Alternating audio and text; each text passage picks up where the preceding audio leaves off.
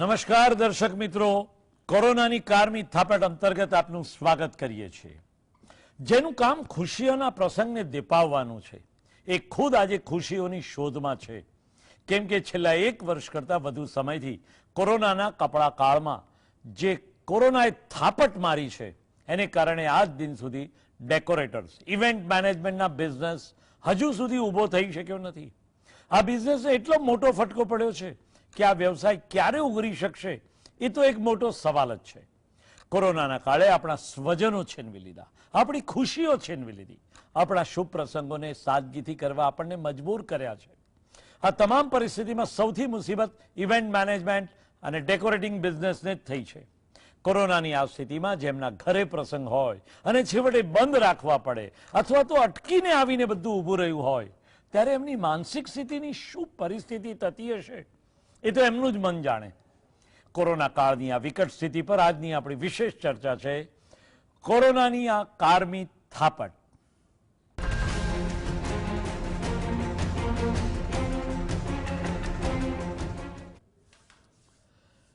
દર્શક મિત્રો, બહુ અઘરો વિષય લઈને આજે તમારી પાસે આવ્યા છીએ, કારણ કે ઇવેન્ટ મેનેજમેન્ટ એ હજુ ઘર ઘર સુધી ગૂંજતો વિષય નથી બન્યો, અને તેમ છતાંય આપણા સૌના પ્રત્યેકના જીવનને સ્પર્શતો એક અગત્યનો પ્રસંગ છે, આ અગત્યનો વિષય છે આ.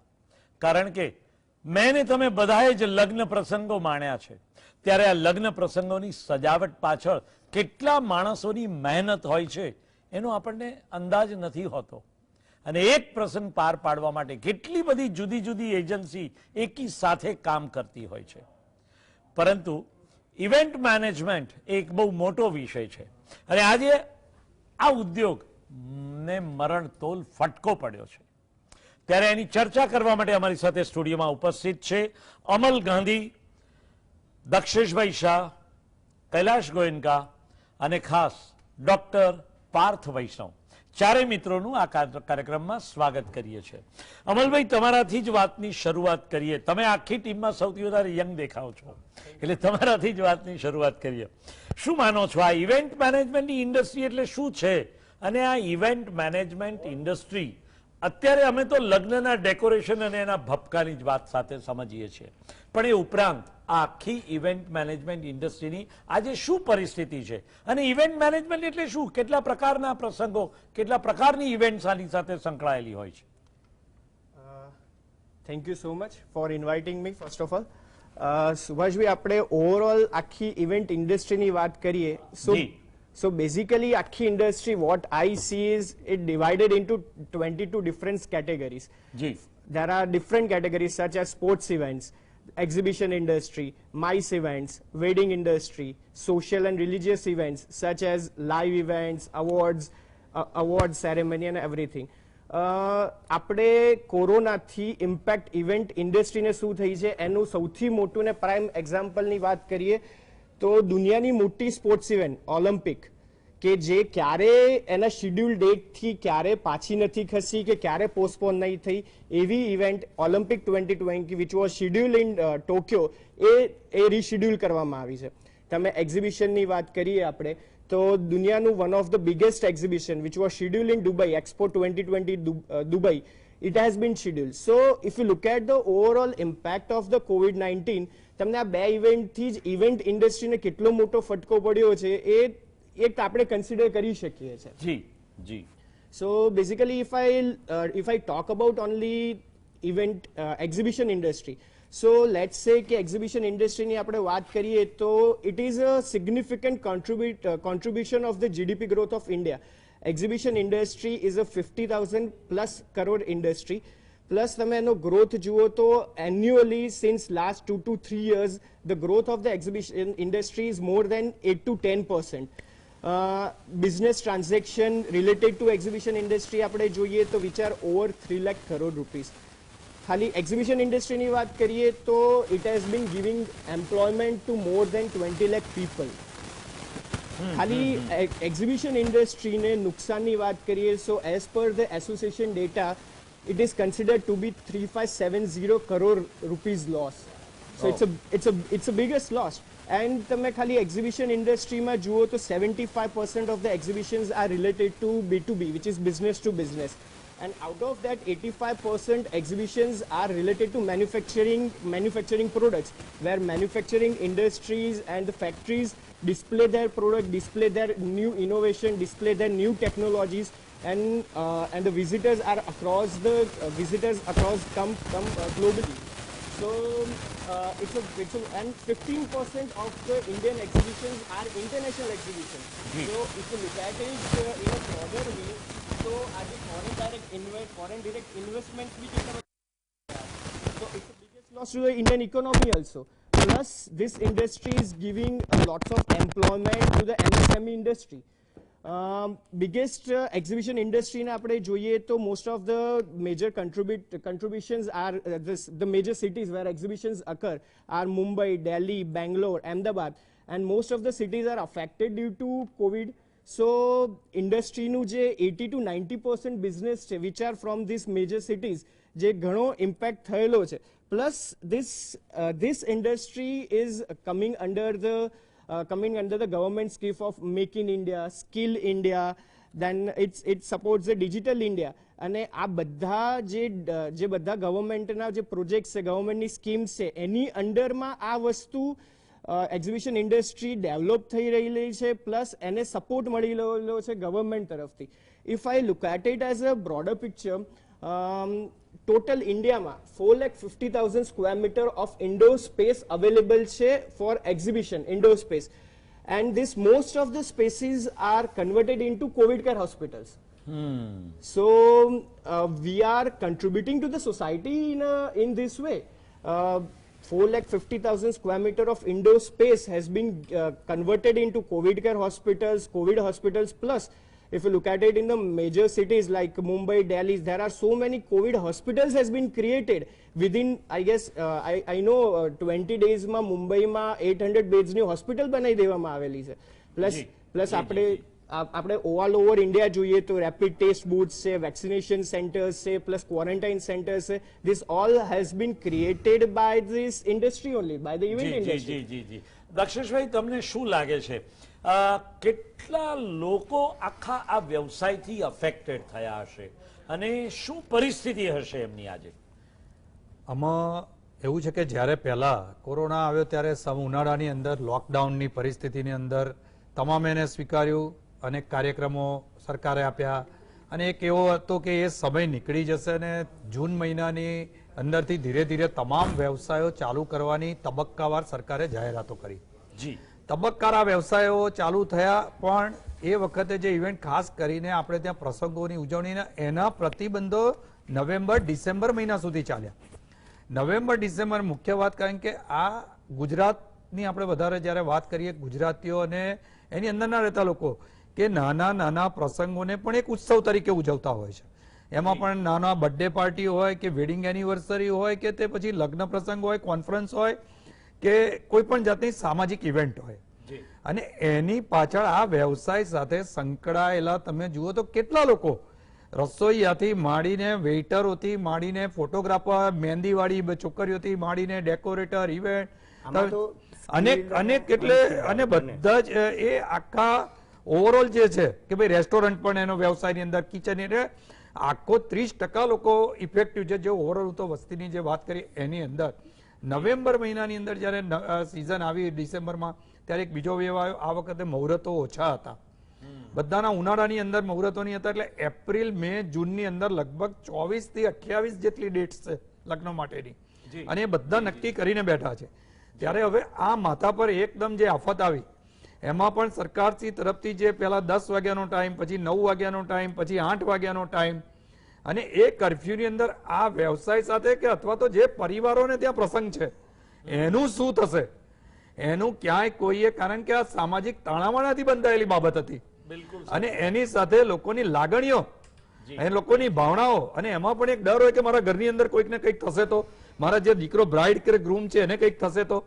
અને આવા અનેક પ્રસંગો અત્યારે 22-23 એપ્રિલથી તો એટલા બધા પ્રસંગો છે. આજે લોકો દોડા દોડી કરતા થઈ ગયા કે આ પ્રસંગ કરવો કે ના કરવો, કરવો તો કેવી રીતે કરવો. શહેરની અંદર કર્ફ્યુ છે, આજુબાજુના જિલ્લામાં ફાર્મ હાઉસોની અંદર જઈને કરવો તો રાત્રે જે એજન્સીઓ છે એને પરત કઈ રીતે આવવું, 8 વાગ્યા પછી એને શહેરની અંદર પ્રવેશ કઈ રીતે કરવો, માત્ર લગ્નની અંદર આવનારા લોકો નહીં પણ એની સાથે જોડાયેલા વ્યવસાયકારોને પરત કઈ રીતે આવવું, આવી કોઈ જ એસઓપી ગાઈડલાઇન્સ એ ના તો કલેક્ટરશ્રી દ્વારા, ના કમિશનરશ્રી દ્વારા કે ના સરકારશ્રી દ્વારા બનતી નથી. અને આને લઈને નાના જેટલા પણ લોકો આ સાથે સંકળાયેલા છે અને એને આપનારા જે આજે ઇવેન્ટ ડેકોરેટર છે કે ગાંધીજી છે કે ગોયંકાજી અમારી સાથે છે, આ બધા લોકોને ગઈ સાલથી જે સેલરી આપવી પડી છે, અમને જે પગારો ચૂકવવા પડ્યા છે અને એ સાથે એ બધાને 100-200 માણસના સ્ટાફને સાચવવો પડ્યો છે. અને ક્યાંક નવી આશા આવે છે ત્યારે આ ફરી પુનઃ ને પુનઃ પ્રશ્ન સતા છે. નો ડાઉટ કોરોનાની મહામારી છે, સૌ અમે સહકાર બી આપ્યો છે, ડેકોરેટર્સો, રેસ્ટોરન્ટ, હોટેલો, ઇવેન્ટ્સ, જ્યારે જરૂર પડી આ જ કંપનીઓ, આ જ મેનેજમેન્ટો લોકોએ ફૂડ પેકેટથી લઈને કોવિડ હોસ્પિટલોની અંદર પણ ફૂડ સપ્લાય કરેલું છે. જી, પરંતુ અત્યારે જ્યારે આ પરિસ્થિતિ છે ત્યારે આનો પ્રશ્ન હલ થવો જોઈએ. એ બહુ જ જરૂરી છે. તમારી વાત બિલકુલ સાચી છે દક્ષેશભાઈ, કે આ પરિસ્થિતિમાં આ ઇન્ડસ્ટ્રીએ ઘણી બધી મદદ કરી છે અને ઘણી બધી રીતે આગળ પણ આવ્યા છે. કૈલાશ ગોયંકા, તમે શું કહેશો? તમારી ઇન્ડસ્ટ્રી એ હોટેલ ઇન્ડસ્ટ્રી છે જે ઇવેન્ટ મેનેજમેન્ટ સાથે સંકળાયેલી છે, શું કહેશો? કેટલું નુકસાન થયું હશે અને કેટલા જણને એની અસર થઈ છે?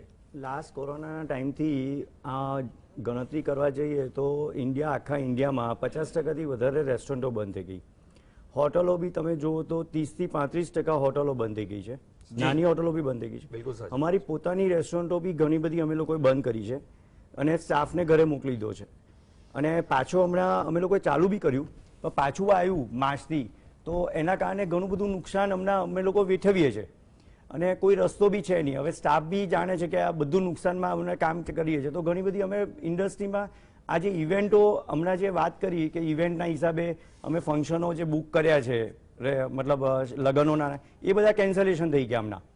અમારે તો 2 હોટલો છે, તાજ છે, રમાડા છે, તો એના હિસાબે અમને ખબર છે કે અમને લોકોને કેટલો બધો પ્રોબ્લેમ છે. મારી ઇન્ડસ્ટ્રીમાં ઓવરઓલ ઇન્ડિયાની વાત કરીએ તો મારા ખ્યાલથી 60 થી 70% પરમાનન્ટ રેસ્ટોરન્ટો બંધ થઈ જશે, જે ચાલુ જ નહીં થાય. તમે જોશો તો આપણા અમદાવાદમાં મતલબ સિંધુ ભવન રોડ પકડો તો એક બિલ્ડિંગમાં 15-16 રેસ્ટોરન્ટ છે, આજે 2 રેસ્ટોરન્ટો છે અને એ બી 2 રેસ્ટોરન્ટો બંધના આરે છે. તો ગવર્મેન્ટને કંઈક બી સપોર્ટ આપવો જોઈએ કે ભાઈ આ ઇન્ડસ્ટ્રી માટે જેમ તમે 8 વાગે કર્ફ્યુ કર્યું એની જગ્યાએ તમે 10 વાગ્યાથી કર્ફ્યુ મૂક્યું હોય અને હોમ ડિલિવરી ચાલુ કરી હોય, તો કોઈ બી જેમ બોમ્બેમાં આજે બી મહારાષ્ટ્રમાં હોમ ડિલિવરી ચાલુ છે, હોમ ડિલિવરી ચાલુ કરો તો ઓછામાં ઓછા જે માણસ અનએમ્પ્લોયમેન્ટ છે એને તમને જોબ આપે, થોડું ઘણું પૈસા મળે. કમાવાની વાત નથી, પ્લસ ગ્રાહકને તમે ખાવાનું પહોંચતું કરો છો. આજે ગ્રાહક પાસે તો તમે વસ્તુ જ નથી પહોંચી શકતા ને, સાંજે એમને ખાવું હોય તો તમે જઈ નથી શકતા. આ બધા ઇશ્યુઝ બહુ છે. એટલે તમારે અમે લોકો બી ખર્ચા કાપીએ છીએ, કોઈ ઓપ્શન છે નહીં. અનએમ્પ્લોયમેન્ટ એટલી બધી વધી જવાની, કારણ કે આ ઇન્ડસ્ટ્રીમાં સૌથી વધારે એમ્પ્લોયમેન્ટ આપે છે ઇવેન્ટવાળા આપે છે. હવે એક ઇવેન્ટ કરો તો એમાં 200-300 માણસ એમને લાગે, સ્કિલ અને અનસ્કિલ વર્કર જે આમાં યુઝ થઈ શકે છે અને એમને રોજના પૈસા મળે છે. હવે આવું જ્યારે ઇવેન્ટ બી બંધ થઈ જાય છે તો એ લોકોના બી બધાને ઘરે મોકલે છે અને બધાને આ લોકોને તકલીફ છે. આજે બી અમારા સ્ટાફને અમે લોકો સપોર્ટ કરીએ છીએ, આપવા પડે છે પૈસા, કોઈ ઓપ્શન છે નહીં. પણ ઇન્ડસ્ટ્રીમાં જેને બી અમે વાત કરીએ, જે રેસ્ટોરન્ટો ચલાવે છે, એ લોકો તો એવું વિચારે છે કે બીજી વાર કોઈ દિવસ રેસ્ટોરન્ટ લાઈનમાં આવું જ નહીં. અમે લોકો આવા નહીં. અને જે કર્યું છે એને ભાંગી પડ્યું છે. પહેલા બી 50% રેસ્ટોરન્ટો તો લોસ ઉપર જ ચાલતી હતી, માંડ ચલાવતા હતા. હવે તો એ લોકો ચલાવવા જ નથી માંગતા. એમ વાત તમારી બિલકુલ સાચી છે ગોયંકા સાહેબ. અને આને કારણે બહુ જ મોટો વર્ગ એ રેસ્ટોરન્ટ બિઝનેસમાંથી બહાર નીકળવા ઈચ્છે છે. ડોક્ટર પાર્થ વૈષ્ણવ, તમે શું કહેશો? જે રીતે આ આખી ઇન્ડસ્ટ્રીને ઇફેક્ટ થઈ છે, તો એ ઇન્ડસ્ટ્રી સાથે સંકળાયેલા લોકોના મનને કળવું એ તમારા જેવા મનોવૈજ્ઞાનિકોનું કામ છે. અને ખાસ કરીને જેના ઘરે પ્રસંગ આવીને ઊભો હોય અને એ પ્રસંગ પોતે મન મૂકીને ઉજવી ન શકતો હોય, ત્યારે એની માનસિક સ્થિતિ કેવી હોય? અને પાછું એમાં બી પાછું સગાવાલાઓનું દબાણ આવે કે અમને બોલાવ્યા, અમને ન બોલાવ્યા, અને કેટલાક લોકોને કહીને થાક્યા હોય તોય ડરના માર્યા ન આવ્યા હોય, ત્યારે પાછા જે યજમાન હોય એને પણ પાછું માઠું લાગે. આ બધી પરિસ્થિતિ બહુ વિચિત્ર છે. તો એ વખતે કેવી રીતે બેલેન્સ જાળવવું, મનસ્થિતિ કેવી રીતે વ્યવસ્થિત રહી શકે આ સ્થિતિમાં? સૌથી પહેલા તો ઇવેન્ટ મેનેજમેન્ટની કંપની જ્યારે ડિઝાસ્ટર મેનેજમેન્ટ કરી રહી છે ત્યારે આપણે એમને બિરદાવવા જોઈએ, બીકોઝ એમનું કામ ક્યારે હતું પણ નહીં. અને આ કોનો ફેલ્યોર છે બધાએ બેસીને પહેલા એકવાર વિચારવા જેવું છે. બીકોઝ આઈ ડોન્ટ થિંક કે આ સેક્ટર આના માટે ક્યારે બન્યો હતો. જેમ આપણા મગજ ક્યારે આ રીતના લાંબા પેન્ડેમિક માટે નહોતા બન્યા, જેના કારણે આપણે એની માનસિક અસરો જોઈ રહ્યા છીએ કે આપણે કોના ઉપર વાંક ઢોળી દઈએ અને આપણે બધા વિક્ટિમ સિન્ડ્રોમ, એટલે હું બિચારો કિસ્મતનો માર્યો, મને જ બધી મોત શોક કરવા નથી મળતી, દુનિયા આખી મજા કરી રહી છે, એમ કરી અને લોકો ખુલ્લેઆમ જે બધા જ કોવિડના નિયમોને પાલન નથી કરતા, એના કારણે આપણે આ વર્ષ પછી પણ ગયા એપ્રિલમાં હતા ત્યાં પાછા બેઠા છીએ. કદાચ આપણે અહીંયા આજે આ ના બેઠા હોત ને આ ચર્ચા ના કરતા હોત, ત્યાં બધા જ સેક્ટર પાછા સરખી રીતે કામ કરતા થઈ ગયા હોત. રહી વાત કે જેમના ઘરમાં કે ફેમિલીઝમાં મેરેજ હોય, મેરેજ પહેલા એક બહુ સરસ લાઈન પૂછવામાં આવે છે કે do you promise two B in health and in sickness, એટલે કે બીમારીમાં કે સ્વાસ્થ્યમાં શું તમે તમારા પાર્ટનરનો સાથ આપશો? મને લાગે છે કે હવે ચેન્જ થઈને થશે, would you be with your partner in pandemic or second third waves? Because હવે આપણે એક તરફ જઈ રહ્યા છે કે આ પેન્ડેમિક કેટલા વેવ્સમાં જવાનો છે. અમારી પાસે એવા કેટલાય કપલ્સ આવે છે કે જેમના મેરેજ પહેલા નક્કી થઈ ચૂક્યા હતા અને ગઈ માર્ચની રાહ જોઈને બેઠા છે કે ખરો સમય આવે કે આખું ફેમિલી માણી શકે ત્યારે જ પ્રસંગ આગળ વધારવો છે.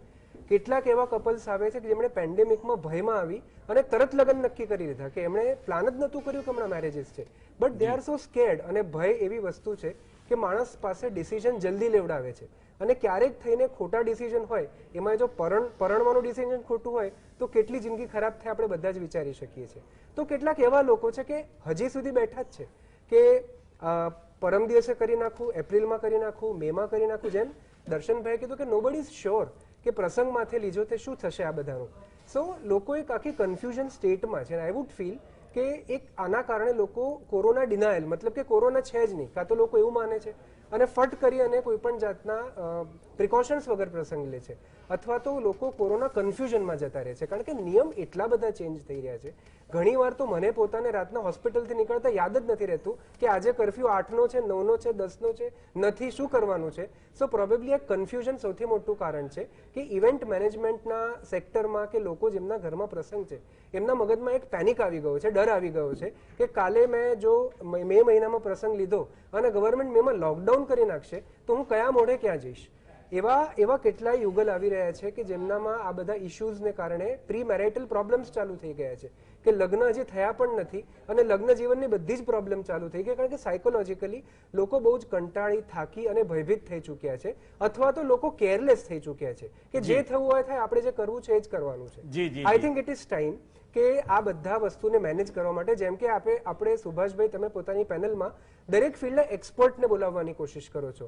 મારે માત્ર એટલું જ જાણવું છે કે નિયમ બનાવતા બ્યુરોક્રેટ્સ દરેક ફિલ્ડના રીતે એક્સપર્ટને ભેગા કરી અને એમની શું ડિમાન્ડ છે અને કઈ રીતે આ લોકોને હેલ્પ કરીને લોકોના મગજના કન્ફ્યુઝનને દૂર કરશે, જેથી કે લોકો પ્રોપર ડિસિઝન લેશે. કારણ કે મેરેજનું ડિસિઝન ઉતાવળે ના લેતા અને મોડું પણ ના કરતા, right time, right person, right way, I think with the right event manager, તો તમે બધા જ સુખી થઈ શકશો. જી, વાત તમારી બિલકુલ સાચી છે. અને જે નવપરણિત અથવા તો જે લોકો નવા પરણવા માટે આતુર છે એ લોકો કેટલા સમયથી રાહ જોઈને બેઠેલા છે. દર્શનભાઈ, તમે શું કહેશો? કેટલા મુહૂર્ત આવ્યા ને ગયા અને પ્રસંગો પાર પડ્યા કે ન પડ્યા, કે પછી પોસ્ટપોન કરવું પડ્યું, કે એને હજુય લંબાવાઈ રહ્યા છે આ બધા પ્રસંગો? જી, મેં કીધું એ પ્રમાણે કે નવેમ્બર અને ડિસેમ્બરથી, કારણ કે જ્યારે ગયા માર્ચ, એપ્રિલ ને મે એમાં તો જે કોઈ પણ લગ્નની તારીખો હતી, લગ્ન પ્રસંગો હતા, એ તમામ રદ થયા છે. કારણ કે પહેલું જ હતું, દેશ માટે પણ પહેલું લોકડાઉન હતું, દુનિયા માટે પણ પહેલું લોકડાઉન હતું ને એને આપણે જોયું તો બહુ કડકાઈથી અને લોકોએ પણ સ્વયં શિસ્તથી એને બરોબર રીતે એ કર્યું ને એમાં સૌએ સહકાર આપ્યો. અને ત્યારે પતું કે ભાઈ મારા દીકરાનું, મારી દીકરીનું લગ્ન છે તો હું શિયાળામાં 4 મહિને 3 મહિને અને એને શરૂઆત કરીશ. ત્યાર પછી જે કોઈ દિવાળી વખતના સંજોગો થયા અને દિવાળી વખત પછી નવેમ્બર અને ડિસેમ્બર અને જાન્યુઆરી, ફેબ્રુઆરી, આ 4 મહિનામાં જે બીજો વેવ્સની શરૂઆત થઈ અને એની અંદર પણ લોકોને આશાઓ જાગીને એ ફંક્શન્સ આ વખતે ઓછા મુહૂર્ત હતા પણ લોકોએ મુહૂર્ત સિવાય પણ એમાં લગ્ન કરવાના પ્રયત્ન કર્યા. તમે જુઓ કે આની અંદર ગોર મહારાજથી લઈ અને મેં પહેલા પણ કીધું એ પ્રમાણે કે ભાઈ ફોટોગ્રાફર હોય કે પાર્લર વાળો હોય કે બેન્ડ વાળો હોય, બગી વાળો હોય કે નાનો ઘોડા લઈને ફરતો હોય, આ બધા પેટ્રોમેક્સ ઉચકીને ચાલતા હોય, પેટ્રોમેક્સ ઉચકીને બી ચાલતા હોય ને આ આખી ઇફેક્ટ. અને બીજી વસ્તુ એવી થઈ કે ગ્રામ્ય વર્સિસ શહેર, તમે આ બી એક જુઓ, બહુ મોટી ઇફેક્ટ છે. ગ્રામીણ જીવનની આખી ઇફેક્ટ અલગ હતી કે ભાઈ એ વખતે મોટા શહેરો ની અંદર જે કોવિડ ફેલાય છે અને ગ્રામ્યમાં બાકી રહે છે, એટલે ઘણા લોકોએ દૂર દૂર જઈને લગ્નો કર્યા, ગામડાની અંદર પાર્ટી પ્લોટો બુક થયા અને ત્યાં જઈને પ્રસંગ ઉજવવાનો પ્રયત્ન કર્યો ને કર્યા.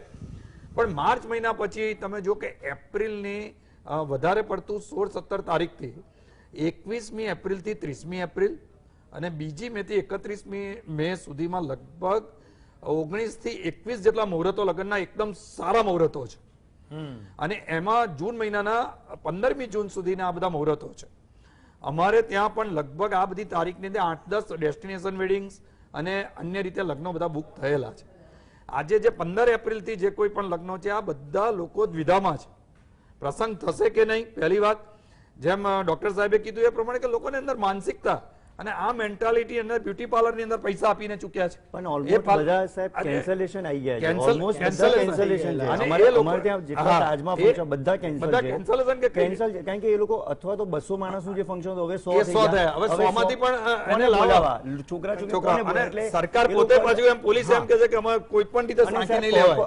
હવે આપણે કોર્પોરેશન ની વાત કરીએ, સાહેબ તમે એક ફેમિલી લઈને આવો, 4 જણ એક ટેબલ ઉપર જ જમવાનું, તમે તો ફેમિલી, અને એમાં કે તમે એક ડિસ્ટન્સ કેવી રીતે માણસ બેસે, 6 માણસ કેવી રીતે એક ટેબલ પર. બીજું એમના વચ્ચે મીટિંગ નથી, કોર્પોરેશન અને પોલીસ એના વચ્ચેનું કોઓર્ડિનેશન કે એને પણ આ એજન્સીના લોકોને લોકોને એટલું તો બોલાવવા સમજવું છે ને, એક ફેમિલી તમે એક સાથે જ આવો છો તો એક જ ટેબલ પર બેસે ને, કેવી રીતે જુદા બેસે? સાહેબ આ એક કન્ફ્યુઝન છે અને એ લોકો માનતા જ નથી. નહીં, અમારો તો કાયદો છે કે તમારે જુદા બેસવાનું. 6 માણસ કેવી રીતે જુદા બેસી શકે એક ટેબલ પર? તમે બતાવો. અને પાછા કસ્ટમર ઝઘડે, નહીં અમે અહીંયા બેઠા, અમારે જે ખવું હોય કહે. હવે એમની જોડે તમે ઝઘડો કરો કે કોણ, અને આવીને પેનલ્ટી, જ્યાં તમે રેસ્ટોરન્ટ ને હોટલ કમાવતા નથી, પેલો 10,000 ને 15,000 પેનલ્ટીની સ્લીપ બતાવીએ સાહેબ. આ કમાઈનો ચોરીઓ બનાવ્યો છે એ લોકોએ કે 10,000 ની પેનલ્ટી નાખે. એ ખોટી વાત છે ને. તમે 10,000 કમાવતા નથી, પેલો નાની રેસ્ટોરન્ટ વાળો 10,000 કમાવીને તમે પેનલ્ટી વાત કહો, પેલો બંધ કરશે રેસ્ટોરન્ટ. અમલ, તમે શું કહેશો? જે રીતે ચૂંટણીઓ યોજાય છે અને ચૂંટણીની જાહેર સભાઓ થાય છે, ચૂંટણીની સભાઓના મંડપો થાય છે, એની સ્ટેજ સજાવટ અને બધા જાયજેન્ટિક ખર્ચાઓ થતા હોય છે, તો એ ઇવેન્ટ અને એની સામે આ પ્રકારના સામાન્ય વ્યક્તિઓના પ્રસંગો, એ બંને વચ્ચે સરકારે કેટલી મોટો ભેદ રેખા ઊભી કરી દીધી છે. મારું સજેશન એ છે કે there should be a proper SOP to all the events, whether it's a wedding event or whether it's an exhibition event. હું તમને એક્ઝામ્પલ આપું તો ફેબ્રુઆરીમાં 2 એક્ઝિબિશન થયા હતા નોઈડા એક્ઝિબિશન સેન્ટરમાં, એક ઇન્ડસ ફૂડ અને સેટે કરીને. એની એક SOP ક્રિએટ થઈ હતી અને જે SOP ક્રિએટ થઈ છે એને પ્રોપર રીતે એમાં ફોલો કરવામાં આવી, તો there was not a single COVID positive case during those 3+3 6-day event. So any proper SOP create થઈ અને implement કરવામાં આવે. So what my suggestion is, like as a industry we should propose a proper SOP to the government, અને government સાથે બેસીને SOP માં જે બી ફેરફાર કરવા હોય કે જે બી મોડિફિકેશન કરવા હોય, we should propose to that, અને એ SOP ફોલો કરીને ઇવેન્ટ ઇન્ડસ્ટ્રી ફરી રીતે ચાલુ કરવી જોઈએ. That is what my suggestion is. Plus મને પાર્થભાઈએ કીધું કે event industry is like a disaster management industry. હું સુભાષભાઈ એક્ઝામ્પલ આપું કે how this statement was true in actual life. હું તમને કહું કે સિવિલ હોસ્પિટલ્સ હતી, એમાં જે કોરોના હોસ્પિટલમાં કન્વર્ટ કરવામાં આવી, કોવિડ વોર્ડમાં કન્વર્ટ કરવામાં આવી, તો એના જે વોર્ડ્સ હતા those were non air condition wards. So there was a situation કે હવે નોન એર કન્ડિશન વોર્ડમાં પેશન્ટ્સને કેવી રીતે રાખવા, એના માટે શું કરવું? અને ગવર્મેન્ટ હોસ્પિટલ હતી, કેસીસ વધતા જતા હતા, તો what should be the solution? Sir, as a event industry we came up with a solution and we provided fresh air exhaust system. Because as everyone knows કે air condition is not a solution for COVID patients. કોઈ બી COVID ward માં air condition is not utilized. Yeah. So we came up with a solution which is fresh air exhaust system, જેની સાથે UV light attached છે, plus એમાં 10 micron ના filters લગાડેલા છે, air કન્ડિશનની coil છે. And what is how this system works is કે જે બહારની ફ્રેશ હવા છે, બહારની જે હવા છે એને ફ્રેશ કરીને વોર્ડમાં નાખે છે, અને વોર્ડની જે બેક્ટેરિયા કે જે થોડી પ્રદૂષિત થયેલી હવા છે એને ફ્રેશ કરીને એટમોસ્ફિયરમાં નાખે છે. So this is how the system works. હવે સર ખાલી એક વસ્તુ, માય પોઈન્ટ ઇઝ કે આ સિસ્ટમ તો અમે as a event industry we came up with this solution, but how do implement? હવે કોવિડ વોર્ડમાં કોવિડ પેશન્ટ હોય એની વચ્ચે જઈને આ સિસ્ટમ ઇન્સ્ટોલ કરવાની, that was a major task and we did that. So during this period, during this pandemic, જ્યાં events એટલે લગ્ન છે, મેરેજીસ છે, એ બધી વસ્તુ સ્ટોપ થતી હતી. We didn't stop the industry. અમે ક્યાંક ને ક્યાંક રીતે we contributed to the society. So it was a very difficult period for our workers to tell them and go to the COVID ward અને એ લોકોની અંદર જઈને આ સિસ્ટમને મેન્ટેન કરવાની અને ઇમ્પ્લિમેન્ટ કરવાની. So what my suggestion is કે we should be called as a frontline warriors. અમે જેટલા આપણે તમે ઓલ ઓવર ઇન્ડિયામાં તમે જુઓ તો આપણે રેપિડ ટેસ્ટ સેન્ટર્સ બન્યા, ક્વોરન્ટાઇન સેન્ટર્સ બન્યા, કોવિડ હોસ્પિટલ્સ બની, this kind of exhaust system. Sir આ એક્ઝોસ્ટ સિસ્ટમ જે વાપી, વલસાડ, નવસારી, અમદાવાદ, બરોડા આ બધી સિવિલ હોસ્પિટલ્સમાં આ સિસ્ટમ ઇન્સ્ટોલ કરવામાં આવેલી છે. સો એઝ પાર્થભાઈએ કીધું કે this was like a disaster management only and we did that. અને પ્લસ જે કૈલાસભાઈનું કહેવું છે કે લેટ્સ સે ઇવેન્ટ ઇન્ડસ્ટ્રી સાથે ટુરિઝમ અને હોસ્પિટાલિટી સેક્ટર અમલ અહીંયા લેવો પડશે એક નાનકડો વિરામ, અને વિરામ બાદ આપણે આપણી ચર્ચા ફરી પાછી જારી રાખીએ છીએ. જી, કોરોનાની કારમી થપાટ કાર્યક્રમમાં આપનું સ્વાગત કરીએ છીએ. દર્શક મિત્રો, આપણે ચિંતા કરતા હતા ઘેર ઘેર ઉજવાતા પ્રસંગો અને જુદા જુદા ઇવેન્ટ્સના સંદર્ભમાં. અમલ, તમે કહેતા હતા કે જે પ્રસંગોનું આયોજન અત્યારે થઈ રહ્યું છે એમાં ઘણા બધા વિકટ પ્રશ્નો છે, જેમાં સરકારની એસઓપી યોગ્ય ન હોવાને કારણે અત્યારે ડેકોરેટર્સ અને ઇવેન્ટ મેનેજમેન્ટ કરનારા લોકો બહુ જ મોટી મુશ્કેલીમાં આવી ગયા છે. તમારી શું કમેન્ટ્સ છે? સરકારની એસઓપી યોગ્ય નથી. I differ on that point. I don't agree. સરકારની એસઓપી છે, we always want to appreciate that અને એસઓપી અમારે પણ ફોલો કરવી છે. વોટ માય સજેશન ઇઝ કે આપણે એમાં થોડા મોડિફિકેશન્સ કરીએ તો જે વસ્તુ ઇમ્પ્રેક્ટિકલ થઈ રહેલી છે ઇવેન્ટ કરવા માટે. પણ અમલ, જે ઇમ્પ્રેક્ટિકલ થઈ રહી છે એ એસઓપી ને કારણે થઈ રહી છે ને, એમાં જે ત્રુટીઓ છે એને કારણે થયું છે ને, સુધારાની આવશ્યકતા. એમાં મોડિફિકેશનની વાત કરું છું. એટલે સરકારે ઘણા બધા સુધારા કરવાની જરૂર છે ને આની અંદર. સુભાષભાઈ, હું આ તમને વર્ગને કે આ જે ઉદ્યોગ છે એને પહેલું તો નજરઅંદાજ ના કરાય. પ્રવાસન મંત્રી હોય કે મુખ્યમંત્રી હોય કે સરકાર હોય કે પાર્ટી હોય, વિપક્ષ હોય, એ લોકોએ ભેગા થઈને આની અંદર કે ભાઈ આ આખી એક ઇન્ડસ્ટ્રી, તમે જો મેડિકલ સ્ટોર તો એને ચાલતો હોય, ડીમાર્કેટ જો કે બીજા હોલસેલ માર્કેટોની લાઈન થતી હોય એને ઇન્કમમાં કે એને કોઈ ફરક ના પડ્યો હોય, પણ આ લાઈન સાથે સંકળાયેલા લોકો બેકાર થાય, આપઘાત કરે, બેરોજગાર બને, એને રોજ સાંજે ઘરે એના રસોઈયો કે કેટરિંગ વાળો કે સાઉન્ડ વાળો કે બેન્ડ નહીં વગાડે તો એના ઘરે શું ચિંતા કે એનો ચૂલો કેવી રીતે સળગશે, એની ચિંતા કરવી એ બહુ જરૂરી છે આજના સમયની અંદર. કારણ કે નોકરિયાત વર્ગને એનો પગાર મળી જાય છે કે જ્યારે સરકારના કર્મચારીઓને એનો પગાર, બેંકોના એલઆઈસીના કર્મચારીઓને એનો પગાર મળી જાય છે. આ એક જ રેસ્ટોરન્ટ વાળી, હોટલ વાળી કે જે આ ઇવેન્ટ ડેકોરેટર અને કેટરરની એજન્સી છે અને આ લાઈન સાથે સંકળાયેલા લોકોને સર્વે કરો. તમે પાનના ગલ્લા પણ ચાલુ છે, પાનના ગલ્લા વાળો પણ એની રોજીરોટી લઈને કમાઈ શકે છે. માત્ર ને માત્ર તમે જુઓ કે રાત્રિ કર્ફ્યુ હોય તો રાતનો કર્ફ્યુ કોને લાગુ પડે? તો દુકાનવાળા દિવસ તો બિઝનેસ કરી જ લેતા હોય, જેની જરૂરિયાત છે દિવસે ખરીદી કરી લેતા હોય છે. પણ રાતે હોટલોની અંદર જમવા જવાનું કે નોકરીથી અંદર પાછો આવેલો માણસ કે એને રાત્રે ઘરે ના જમવું, એને કેટલાય લોકો એકલા રહેતા હોય તો રાતે ડિનર બહારથી મંગાવવાનું હોય છે, તો એને 8 વાગ્યા પછી એને જમવું ના પડે, ભૂખ્યા સુઈ જવું પડે.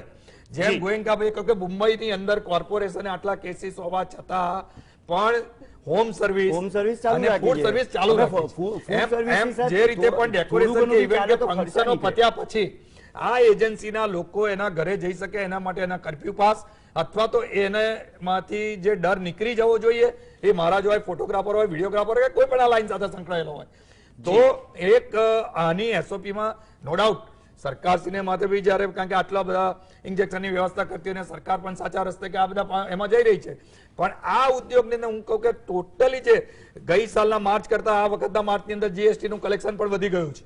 એટલે કોઈ વ્યવસાય ઉદ્યોગને ફેક્ટરી વાળા તેનું પ્રોડક્શન ડબલ કરી, સરકારની આવકમાં કોઈ ખાસ સરકારની આવકમાં ફરક પડતો નથી. દર્શનભાઈ, અમલ આ અંગે કંઈક વિશેષ સજેશન કરતા હતા. જી અમલ. હા, એટલે ધેટ્સ વોટ દક્ષેશભાઈએ જે રીતે કીધું એ રીતે લેટ સપોઝ કે હું મોડિફિકેશનની વાત કરીએ તો આજે અત્યારે 8 વાગ્યાનો કર્ફ્યુ છે, હવે અત્યારે 100 માણસની પરમિશન છે, તો તમે આજે આપણે એક પ્રેક્ટિકલ વાત કરીએ તો 7 વાગે તો મિનિમમ કેટરિંગનું કાઉન્ટર એને બંધ કરવું પડે, તો જે કેટરિંગ ડિપાર્ટમેન્ટ કે ડેકોરેશન કે ફોટોગ્રાફર વિડીયો છે એ 8 વાગ્યા પહેલા ઘરે જઈ શકે. હવે જો 7 વાગે ઇવેન્ટ બંધ કરવાની હોય તો ઇવેન્ટ કરવી જ પોસિબલ કઈ રીતે છે? એટલે my suggestion is that. Plus હું તમને આજે એક બીજી વાત કરીએ કે એને લીધે ઇન્ડોર સ્પેસીસમાં લગ્ન વધી ગયા કે એઝ ગોયંકાભાઈને ખબર હશે કે ઇન્ડોર સ્પેસીસમાં લગ્ન એટલે વધારે કે 8 વાગ્યા સુધીની ઇવેન્ટ હોય તો એનો કેટરિંગનો સ્ટાફ કે એમના જે બી હોસ્પિટાલિટીનો સ્ટાફ હોય હોટલની અંદર જ રહેતો હોય તો એને આ મુશ્કેલી નથી નડવાની. પણ ઇન્ડોર સ્પેસમાં લગ્ન કરવાથી કે ઇન્ડોર સ્પેસમાં જવાથી આજે ઇન્ડોર સ્પેસની કેપેસિટી હોય કે જે સ્ક્વેર ફીટ પ્રમાણે આપણે જઈએ. હું આજે તમને એક એક્ઝામ્પલ એ કહીએ કે આપણે ચલો થિયેટર્સ અને મોલ્સ આ સેકન્ડ વેવ આવ્યો એ પહેલા ચાલુ થયા તો થિયેટર્સમાં 50%ની કેપેસિટી સાથે ચાલુ થયા. So what my suggestion is કે લેટ સે કે 1 લાખ સ્ક્વેર ફીટ કે 1.5 લાખ સ્ક્વેર ફીટનો એક પાર્ટી પ્લોટ છે તો એની 50% કે એની 35 to 40%ની કેપેસિટી પ્રમાણે લગ્ન ઇવેન્ટ ચાલુ ના થઈ શકે. એક બાજુ જો 50%ની કેપેસિટી સાથે મોલ્સ ચાલુ થઈ શકે તો 1.5 lakh square feet to 1 lakh square ફીટની event space it's a very big space. પ્રસંગ ઉજવાઈને ઘરે જઈ શકવા જોઈએ.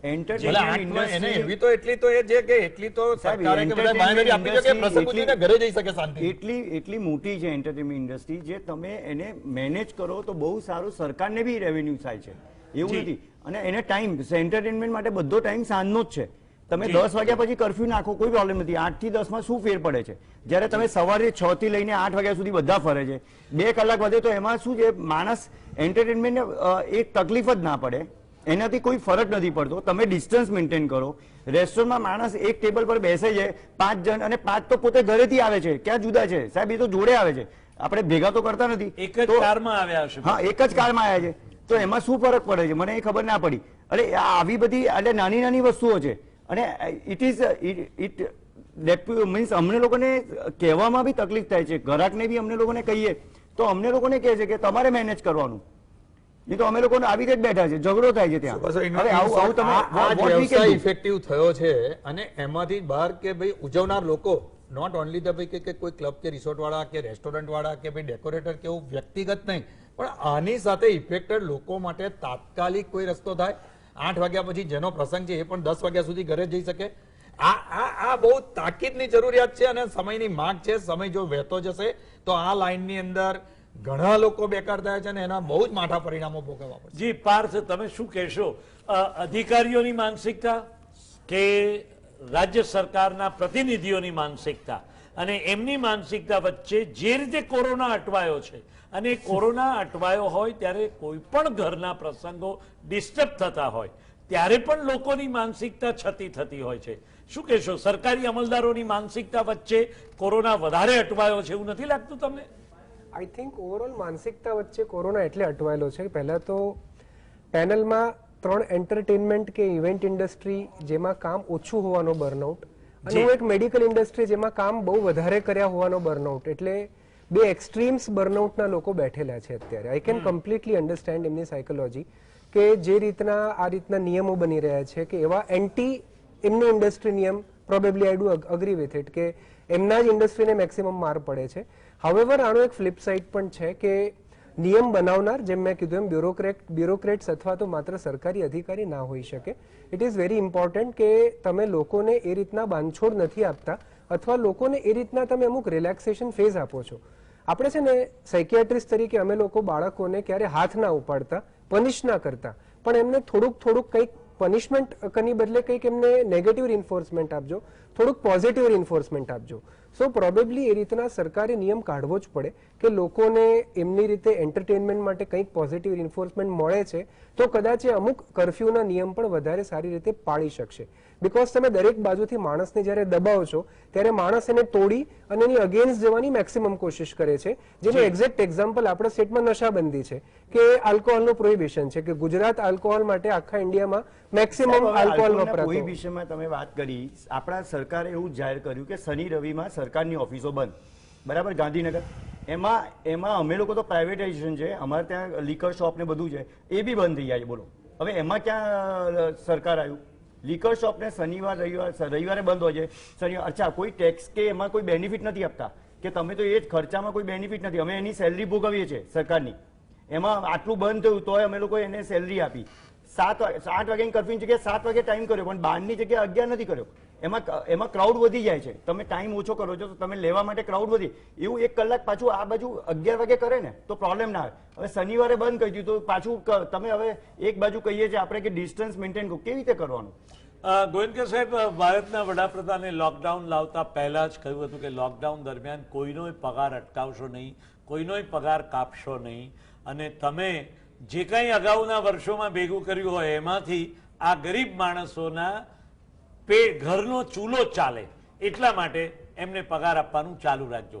તમારી હોટેલ ઇન્ડસ્ટ્રીને શું આ પોસાય એવું છે ખરું આ વખતે? પોસાય નહીં, છતાં અમે લોકોએ આપ્યા છે સાહેબ. અમારા ત્યાં બહુ જૂના માણસો છે અને માણસોને અમે સાચવીએ છીએ. મારે ત્યાં 20 વર્ષ, 15, 25, 30 વર્ષ વાળા બધા માણસો એવા ઓછામાં ઓછા 1000-1500 માણસો છે, તોય બધાને અમે આપ્યા છે.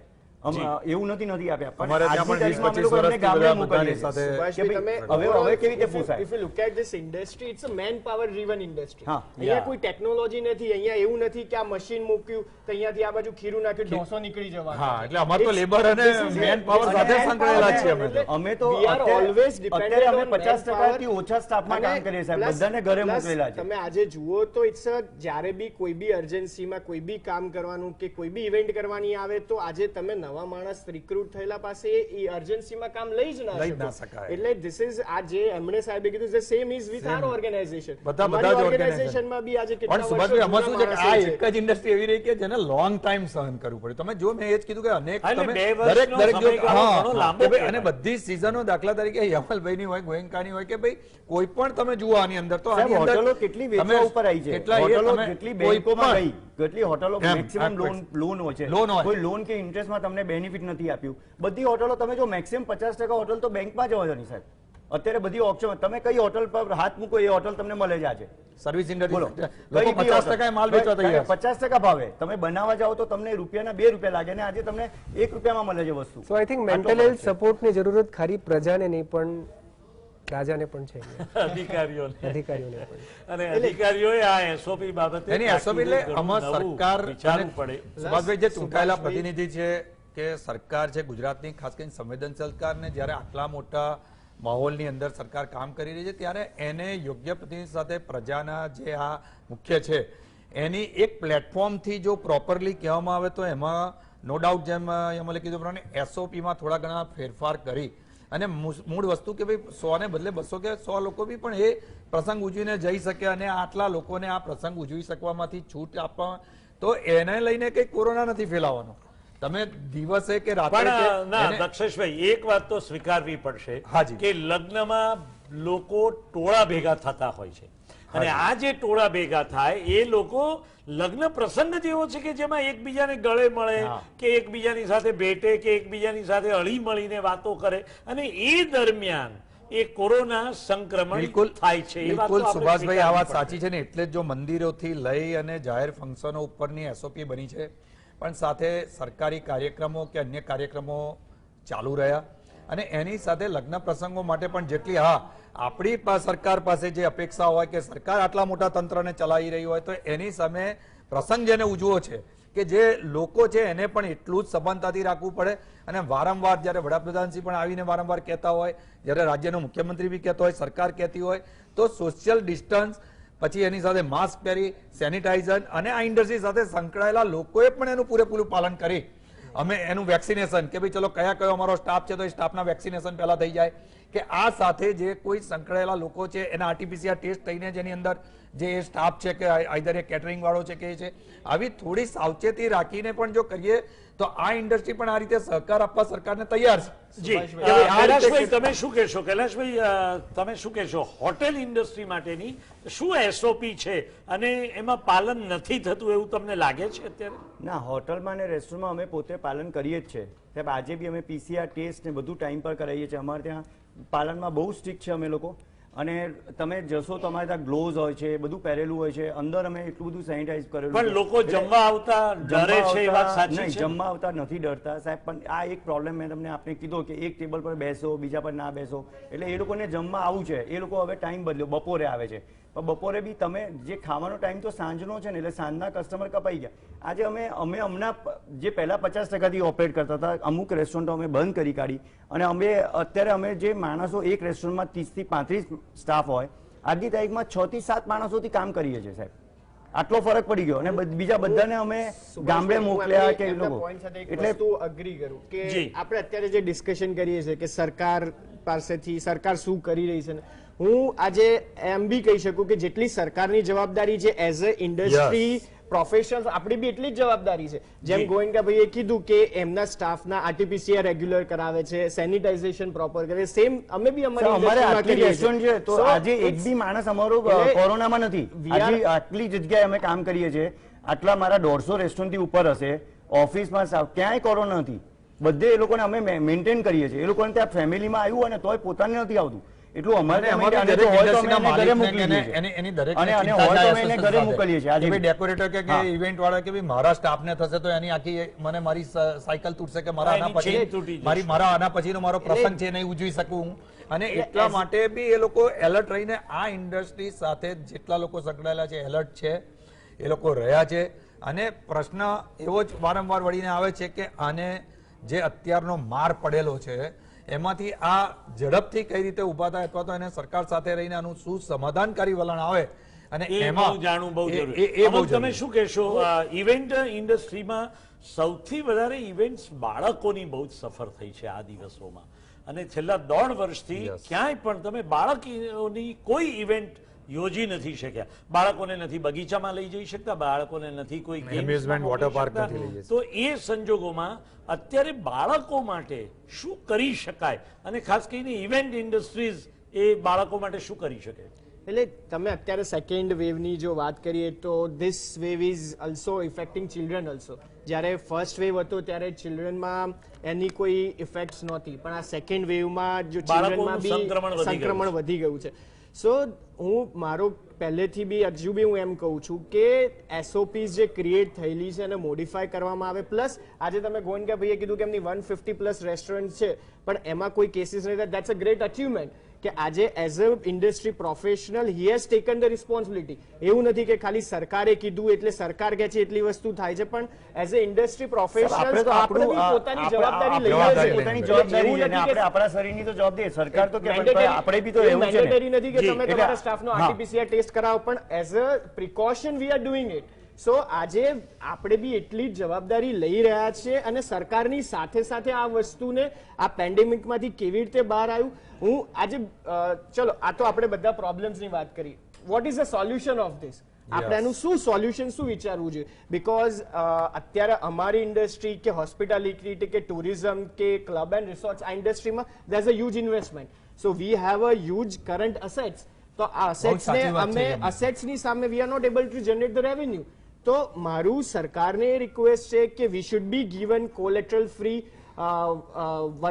આપણી WC પોલિસી અમને ઇસ્યુ થઈ શકે, કે લોન્સ ઇસ્યુ થઈ શકે, લોઅર ઇન્ટરેસ્ટ. સાહેબ અમેરિકામાં ને કેનેડામાં લોકોને પૈસા આપે. અમે જેટલો બિઝનેસ કરીએ છીએ ને સાહેબ, એમાં ખર્ચા જે સેલરી, ઇલેક્ટ્રિસિટી, અમારું રોજનું મેન્ટેનન્સ, એના પૈસા છેલ્લા કોરોનામાંથી જેટલા પૈસા આપ્યા છે બરાબર, એટલે બિઝનેસ આમનો આમ રહ્યો, અને એ પૈસા એટલે બિઝનેસમાં એટલે બિઝનેસ બંધ ના થયો. આજની તારીખમાં અહીંયા તો સાહેબ કોર્પોરેશનનો ટેક્સ અમે આજે ફૂલ ભરીએ છીએ, એમાં કોઈ ડિસ્કાઉન્ટ નહીં, 10% ઇલેક્ટ્રિસિટી ડ્યુટી જે છે 25 થી 40% રિસોર્ટ અમારે 100 રૂમો છે. આજે સરકારે 100 રૂમોને ચલાવી છે. અમે લોકો ટેક્સ કેટલો ભરીએ છીએ? અમે કમાઈએ છીએ એના કરતા વધારે ટેક્સ ભરીએ છીએ સાહેબ. અમે કમાઈએ છીએ એના કરતા વધારે ટેક્સ ભરીએ છીએ. આ એક શબ્દ હું કહું, જીએસટી બી અમે નથી બાદ લેતા. રેસ્ટોરન્ટમાં બાદ જીએસટી નથી. આટલો બધો ભરવા છતાં આજે કેમ બંધ થાય છે? કેમ ઇન્ડસ્ટ્રી બંધ થાય છે? બહુ પ્રોફિટ હતો બંધ ના થાય ને. આજે મેક્સિમમ બંધ થઈ જાય. કરતા બી શું છે કે આના જે પગાર અને મેન્ટેનન્સ સુભાષભાઈ જે છે, અને એને લઈને અને આપણી ટુરિઝમ ઇન્ડસ્ટ્રી બહુ મોટી છે સાહેબ. અગર ટુરિઝમ ઇન્ડસ્ટ્રી તમે ધ્યાન આપો તો સરકાર ગુજરાતની પણ જે પ્રવાસન નીતિ છે એ વારંવાર સારી આવતી જાય છે, એને લઈને બી લોકો ઇન્વેસ્ટમેન્ટ કરે છે, સબસિડી આપતા હોય. અમે પણ ગઈ સાલ 100 રૂમો નવી બનાવી, 100 રૂમો બનાવીને ઉદઘાટન કર્યું, અને માર્ચ મહિનાથી કોઈ લોકડાઉન આવી ગયું. એટલે એને ચલાવવું, એના લાઇટ બિલો, એના મોટા મોટા કેવી, એની ઇલેક્ટ્રિક ડ્યુટી. મારો એક પ્રેક્ટિકલ ક્વેશ્ચન છે. જી. અત્યારે મહારાષ્ટ્રમાં લોકડાઉનની વાત આવી રહેલી છે, અને અત્યારે તો વીકેન્ડ તો લોકડાઉન થઈ ગયેલું છે, પ્લસ ફૂલ લોકડાઉનની વાત આવી રહી છે. તો પછી મુંબઈમાં IPL ની મેચિસ થઈ શકે છે?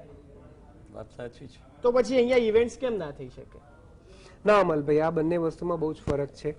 આઈપીએલની મેચેસમાં બાયો બબલનો કન્સેપ્ટ છે. આઈ ઓલ્સો વોન્ટ કે આ શોથી કોઈ જ લોકો એવો રોંગ મેસેજ ના લે કે આપણે બધા જ ફંક્શન કરીએ, કોરોના છે ભૂલી જઈએ અને દરેક પ્રકારના એક્ઝિબિશન અને ક્લબ્સ અને હોટેલ અલાઉ થવા જોઈએ.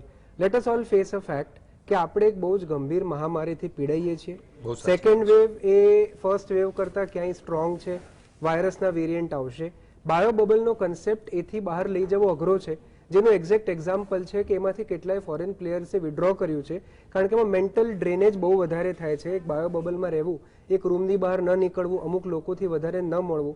આઈ થિંક બાયો બબલનો કન્સેપ્ટ સૌથી પહેલે મેં જીએસટીવીના એક શોમાં લગભગ ઓક્ટોબર કે નવેમ્બર મંથમાં આપ્યો હતો, જ્યારે આ હજી અમલમાં નહોતો આવ્યો અને આની ચર્ચા કરી હતી. But however it is impossible કે ઇન્ડિયાના કન્ટ્રી, કલ્ચર, રિલિજન અને એજ્યુકેશન લેવલ જોતા આપણે એક્સટેન્ડેડ બાયો બબલને જોઈ શકીએ. હું આ બધી જ વસ્તુથી સંમત છું કે આ ઇન્ડસ્ટ્રીને માર ન પડવો જોઈએ, પણ હું એ વસ્તુને પણ બહુ સ્ટ્રોંગલી કહેવા માંગીશ કે don't put your guards down. એવું ન માનો કે કોઈ પણ છૂટછાટ એ તમારા મોજ શોખ માટે જે કોઈ ઇન્ડસ્ટ્રીને બચાવવામાં આપવામાં પણ આવે તો ઇટ ડઝ નોટ મીન કે આપણે માસ્ક, સોશિયલ ડિસ્ટન્સિંગ ભૂલી જઈએ. બિકોઝ એવા કેટલાય લગ્ન પ્રસંગ થયા કે જેના પછી એમાં ફેમિલીઝ પીડાયા કારણ કે એમણે એની અંદર સોશિયલ ડિસ્ટન્સિંગ નહોતું જાળવ્યું. એવા કેટલાય લગ્ન પ્રસંગ 5 મિનિટ પહેલા કેન્સલ થયા કારણ કે એમાં વર કે વધુનો આરટીપીસીઆર પોઝિટિવ આવ્યો. So I think responsibly going ahead, thinking more broadly. એક જ વ્યક્તિ, એક જ વસ્તુ, એક જ ઇન્ડસ્ટ્રી, એક જ સેક્ટર. સપોઝ અત્યારે માત્ર હેલ્થ સેક્ટર નહીં, હેલ્થ સેક્ટર સાથે પણ જેમ એમનો સેક્ટર જોડાયેલો જ છે. સો એમણે એવું સરસ કીધું કે કોલેટરલ થિંકિંગ કેમ ના કરી શકીએ. અને જેમ if I remember Donald Trump જ્યારે પ્રેસિડેન્ટ હતો ત્યારે $150 મિલિયન એણે હોટેલ ઇન્ડસ્ટ્રીને સપોર્ટ આપ્યો હતો. એ અલગ વાત છે કે પોતે હોટેલ ઇન્ડસ્ટ્રીને બહુ મોટા પ્લેયર પણ છે. હાવેવર એમણે સપોર્ટ આપ્યો હતો અને હોટેલ ઇન્ડસ્ટ્રી યુએસમાં એટલી સફર નથી કરી. હાવેવર ઇન્ડિયામાં જ્યાં આપણે 1.3% હેલ્થ ઇન્ડસ્ટ્રીને આપીએ છીએ, I am not sure hotel industry અત્યારે કેટલું અપાઈ રહ્યું છે. આઈ રિક્વેસ્ટ કે એ ઇન્ડસ્ટ્રીને ચોક્કસ સપોર્ટ મળે. I request all of you, બધા જ વ્યુઅર્સ, કે મગજથી ભૂલતા નહીં કે આમાં હજી છીએ અને બધા જ પેરામીટર્સ લઈ અને મગજથી પણ આને લડશું, શરીરથી પણ આને લડશું.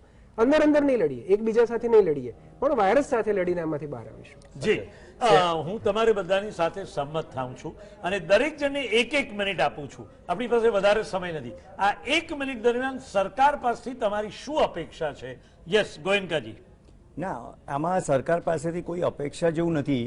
બસ એટલું ધ્યાન આપવાની જરૂર છે કે આ જે ટેક્સીસ જે છે અને જે પોલિસી જે બને છે એમાં હોટલમાંથી કોઈ બેસ્ટ માણસ ત્યાં રિપ્રેઝેન્ટ કરે અને એની જોડે બેસીને બનાવે એસઓપી, તો એ લોકોને બી તકલીફ ના પડે.